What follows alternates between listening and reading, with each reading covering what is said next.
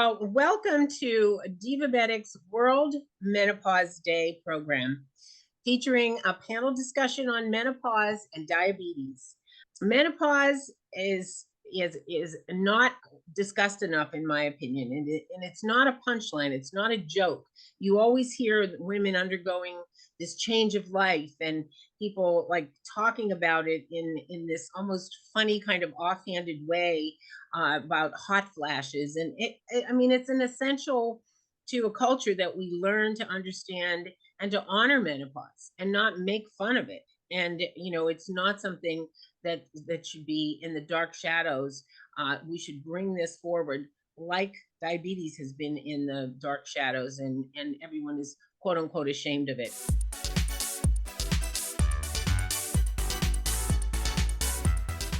Dr. Arena, why don't you tell us a little bit about your journey? I'm so fascinated by what you've gone through to get to where you are right now. It's truly a remarkable universe telling you what to do.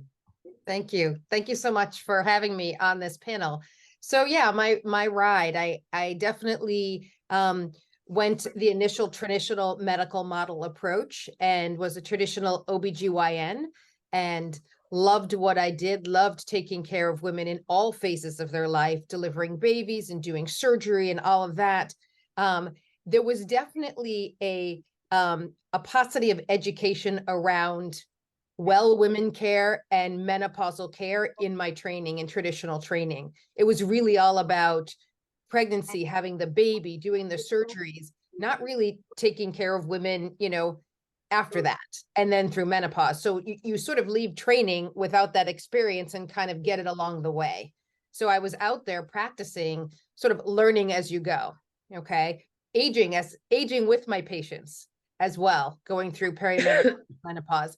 And I would say probably my aha moment was probably about 6 or 7 years ago, where I went to a conference on integrative medicine in women's health.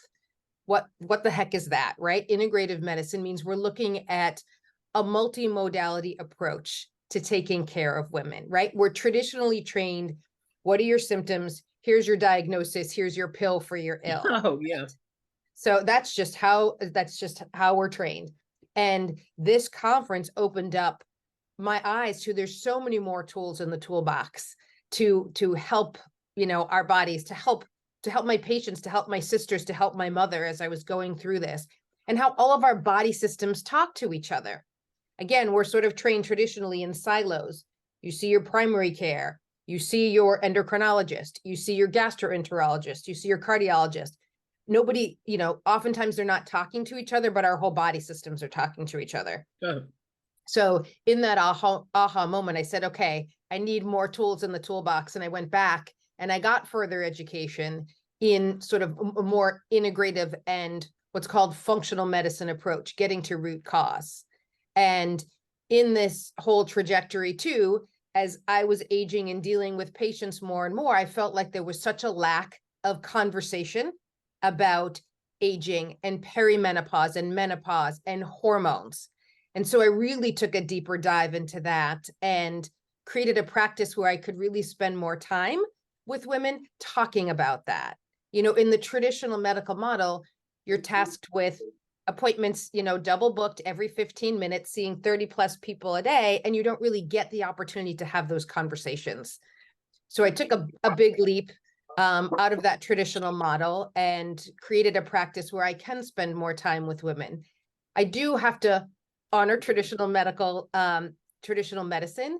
It saves lives. So I consider myself the bridge between the two, and opening up the conversation and being able to have deeper conversations about lifestyle, about nutrition, about sleep, and certainly about hormones. And as they're shifting and changing, I would have patients come to me and say, I asked my doctor, is something going on with my hormones? No, that's just normal. Or have testing done and be told, oh, it's in normal range, or we don't know how to test your hormones. So much frustration. So that's really how I've created the current practice that I'm in now with, I still see women in their teens up through post-menopause. My passion and my jam is balancing their hormones all throughout that journey, but definitely Wow. perimenopause and menopause. That is awesome. How can we see hormonal changes as kind of a gain rather than a loss, or how do they all work as this tapestry in your body? Sure. I often use this analogy, and you may have heard this term of what I call the hormone symphony, if you haven't heard that term before. So if you picture a symphony up on stage, right, you have the wind, the string, the percussion, they're all playing beautiful music together. Well, if our hormones are up on stage, yes, it's estrogen and progesterone and testosterone, but it's also glucose and insulin on that stage, right? So we have to talk about gut and nutrition. On that stage is our thyroid gland in our neck. And on that stage is cortisol, our stress hormone, our fight or flight hormone, right? So cortisol is such a big driver in that hormone symphony because as women, we are tasked, right? We are multitaskers. We are super women. We have 50,000 balls in the air. Our cortisol or our fight or flight hormone is running, 24/7. Okay. So now picture someone in the symphony who's playing really loud and really fast. Okay. Everyone's trying to compensate. We're trying to do our thing. Well, what's going on with our glucose and our insulin? What's happening in perimenopause and menopause as other hormones are starting to shift and change? So I tell people it really can be a garage band and not necessarily a hormone symphony. We really need to look at all of those players. We're good at Band-Aids. Oh, here's your thyroid medication, or, diabetes. Here's your diabetes medication. Well, what's going on with the other players and how they all intertwine with each other? That's the integrative approach, Yes. right? That's the 360 where everything affects everything else. And I absolutely adore that. How do your patients feel about going through menopause? Are they afraid, or you're telling them this is what's going to happen? I noticed you said that, you're going to, you get them from teens to middle age. I mean, that's ideal. I mean, that is an ideal scenario. So how do The you earlier deal that with? we can, right, the earlier that we can educate Yes, about what's happening with our bodies and what to expect, then there's not as much fear around it, right? yes, So, right, a typical perimenopausal or menopausal one will come in with a host of complaints. And I've definitely learned to say, no symptom that someone has is not necessarily related to menopause. It's not just a hot flash and a night sweat or a vaginal dryness. It could be mood issues, sleep disturbance, changes in weight.